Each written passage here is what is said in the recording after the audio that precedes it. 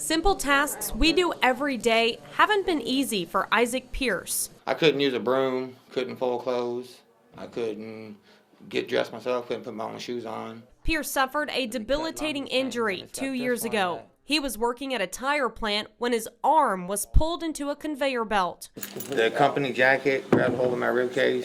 It started squeezing me. It broke 3 ribs, collapsed my right lung. Lost 9 pints of blood on the ground. His arm was crushed, leading to a long hospital stay to reconstruct bones and tendons. They were able to take tendons from one area of his hand and transfer them into another area of his hand in order to get them to work. Pierce has been at West Texas Rehab for over 2 months now, and his strength has grown tremendously. And before the knuckles would only come to like right here, and the thumb would only come to here, but now it's actually got the fingers are actually moving to here. He's now able to fold clothes, use a broom, tie his shoes, and be a dad. Me and my son fixed his bicycle yesterday, got it going, and everything he's been wanting to get it running, we got it up and going.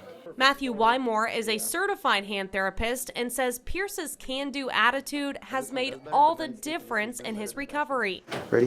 1, 2, 3, go. To have this type of injury can be very debilitating. If you don't have the right attitude and the work ethic, things can go nowhere.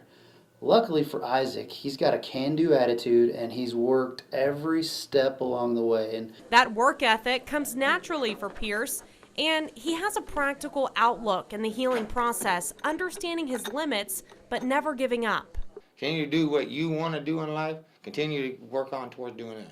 Me, everybody says, well, don't you be careful about what you're supposed to do with your hand? No, my hand is going to do what it's supposed to do, and it ain't going to allow me to overdo my hand.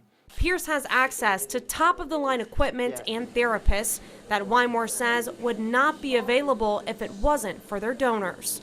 I can say this, that most places in America don't have the type of equipment that we have, and the only way that we're able to get that is through the generous donor sponsors that we have. Without their support, we would not be able to have the type of equipment that they have in Houston or San Antonio here in West Texas. As for Pierce's future, he is looking forward to getting back to work, a feat Wymore says is absolutely doable.